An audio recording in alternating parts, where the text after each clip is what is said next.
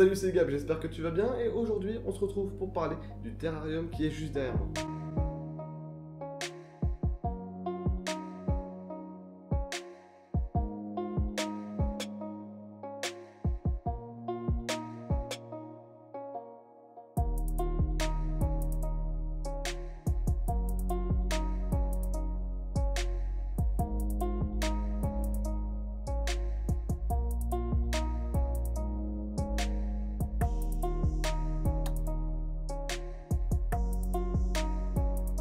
Dans cette vidéo, on va s'attaquer à la construction du terrarium et le prix que m'a coûté ce terrarium donc, à construire et à équiper.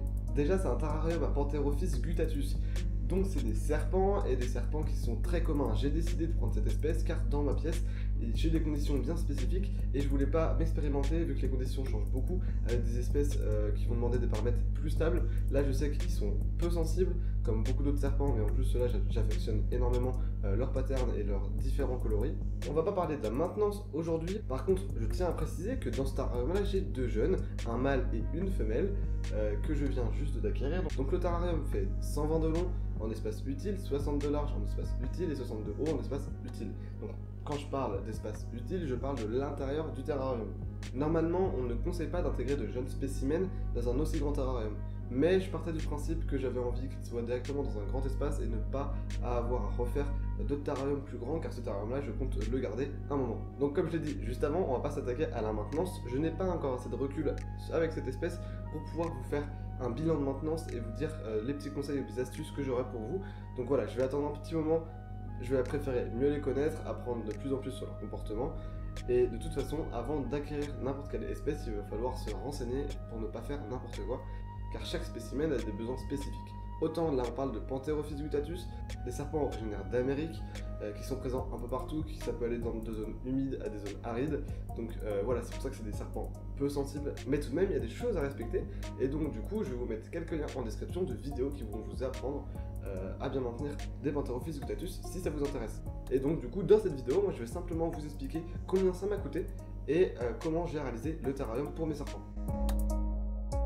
Pour l'instant, on va simplement s'attaquer à la conception, ce que j'ai utilisé et pourquoi j'utilisais ça. Puis après, on verra pour le prix, je vous montrerai tout ça en fin de vidéo. Pour le terrarium, il m'a donc fallu 3 planches d'OSB 3. D'OSB 3, c'est l'OSB hydro, donc à la base qui est déjà préparé pour résister à l'eau. Mais attention, résister à l'eau en faible quantité. Donc vous verrez qu'après, je vais mettre une couche de résine.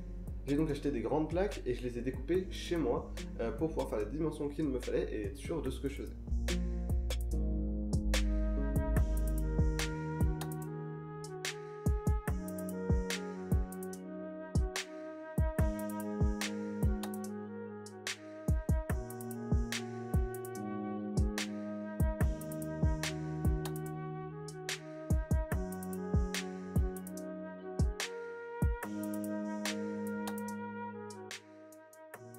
Ensuite, après avoir découpé le bois, j'ai tout simplement fait les aérations. Pour les aérations, j'ai simplement pris des grilles, une grille avec maille très fine que j'ai récupérée en jardinerie et je les ai directement agrafées dans mon terrarium.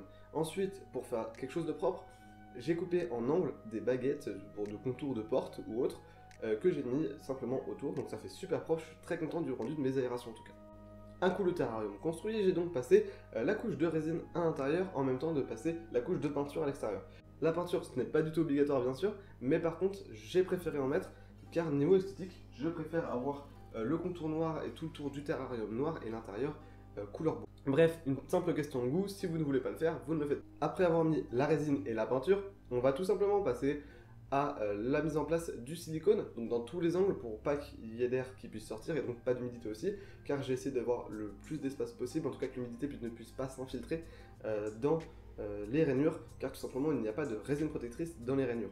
Dans le fond, du coup, c'était en plein confinement que j'ai fait ce terrarium là, donc je n'avais pas de bâche de bassin, j'ai donc dû faire avec beaucoup de récupération. Donc justement, pour le fond, et en tout cas protéger le bois de l'humidité, car là ça va être un terrarium bioactif, donc je vais mettre des plantes et donc je vais humidifier. De toute façon, dans ma pièce, il y a en humidité entre 50 à 70, voire 75, voire même 80 des fois, % d'humidité dans l'air, en raison de mes discus et de l'eau chauffée pour eux.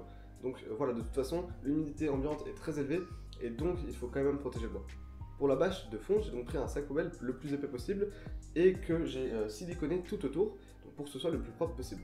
Pour la vitre, c'est une vitre récupérée d'un double vitrage, c'était assez long à préparer. Mais du coup, par contre, au moment de la découpe, là, évidemment, faut que ça se voit. Et donc, justement, je suis dégoûté, j'ai foiré ma découpe. Et j'ai fait une découpe dégueulasse qui est pas droite. Stop it. Get some help. La vitre, c'est une vitre de 130 par 55 de haut, du coup que j'ai découpé en deux, comme j'ai dit juste avant. Il m'a fallu tout simplement des rails alu, donc c'est deux rails alu que j'ai pris, donc un de 2 mètres plus une chute d'1 mètre. Du coup c'est un peu dommage, j'ai une petite chute, mais bon tant pis, on fait comme on peut. Au niveau de l'équipement interne, on va donc s'attaquer maintenant à ce que j'ai mis dans le terrarium et la décoration.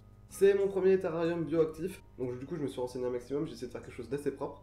Dans le fond, j'ai mis de la pouzzolane pour le drainage, forcément c'est évident, il faut absolument de la pouzzolane pour le drainage et ce sera bon pour le système racinaire de vos plantes. C'est donc assez important de mettre de la pouzzolane dans le fond. Que ce soit en aquariophilie ou en terrariophilie, à partir du moment où on fait de la plantation, il faut que les racines de vos plantes puissent avoir un bon système racinaire et donc se prendre par exemple dans de la pouzzolane ou alors les billes d'argile, ça le fera aussi. Au-dessus de la pouzzolane, j'ai donc fait un mélange entre des fibres de noix de coco, de la litière snack beading et de la terre de jardin récupérée dans mon jardin où je n'utilise pas de pesticides et où la terre est bonne. Récupérer de la terre de son jardin pour mélanger tout ça, ça apportera des êtres vivants dans votre terrarium et donc de favoriser le côté bioactif du terrarium. Ne vous inquiétez pas si vous avez des cloportes ou autres dans votre terrarium, c'est signe qu'il y a de la vie et donc que les excréments et autres détritus que vos serpents pourront faire seront filtrés par ces détritivores qui sont présents dans la terre. On passe donc maintenant au côté technique. Pour l'éclairage, j'utilise simplement une rampe Chiros de 60 cm directement fixée au toit de mon terrarium. Pour le chauffage, du coup, pour un serpent, on n'a pas besoin de beaucoup d'équipement, on a simplement besoin d'un chauffage, aussi d'un éclairage, car beaucoup de terrariums sont malheureusement sous-éclairés, et il est très important quand même d'éclairer son terrarium un minimum. J'ai donc placé le tapis chauffant sous la terre, d'un côté du terrarium. C'est un tapis chauffant de 22 watts, qui fait 41 cm de long par 27 cm de largeur. Le terrarium est donc placé sous la terre, sous une fine couche pour que la chaleur puisse passer à travers. J'ai creusé un petit trou pour directement avoir accès à la plaque plexiglas que j'ai mis pour protéger les serpents du tapis chauffant. Et au-dessus, j'ai mis la sonde de mon thermostat. J'ai mis la température réglée à 29 degrés, donc à partir du moment où la température dépassera 29 degrés, le thermostat éteindra directement le tapis chauffant, faisant redescendre directement la température évidemment.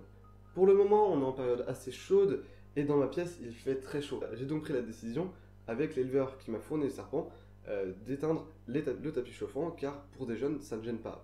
De plus les rampes Chiros chauffent déjà pas mal, mes serpents aiment bien monter sur la grosse racine au milieu et justement quand ils ont besoin de chaleur ils montent dessus, il y a une cavité dans la branche au niveau de la hauteur et donc du coup ils se mettent ici pour récupérer la chaleur de la lampe. Les panthérophytes sont souvent diurnes ou nocturnes, ça dépend de leur caractère. Chez moi ils sont beaucoup plus nocturnes que diurnes, voire crépusculaires. Pour finir la décoration de ce bac, j'ai donc une fougère que j'ai récupérée en jardinerie, qui est directement plantée dans le substrat. J'ai mis beaucoup de feuilles mortes au sol pour rappeler un maximum le côté naturel du terrarium. Et j'ai mis beaucoup de branches, donc des branches que j'ai directement prises dans la nature et mis là. J'ai aussi des mousses, mais du coup il y a un gros écosystème naturel directement présent dans le terrarium, mais ne vous inquiétez pas, normalement ça ne devrait pas poser de problème. Faites attention quand même qu'il n'y ait pas de problème, surveillez vos serpents parce que vous apportez quand même de la faune extérieure nativement présente dans les forêts.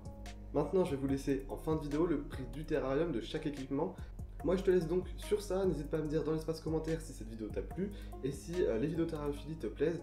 Parce que du coup j'hésite beaucoup à en faire car je fais beaucoup plus d'aquariophilie que de terrariophilie, mais j'aimerais bien me diversifier car c'est mes deux passions, je n'ai pas que l'aquariophilie en passion. Voilà, j'espère donc que la vidéo t'aura plu, n'hésite pas à liker, à commenter et à partager cette vidéo. Moi je te laisse sur ça, c'était Gab, salut.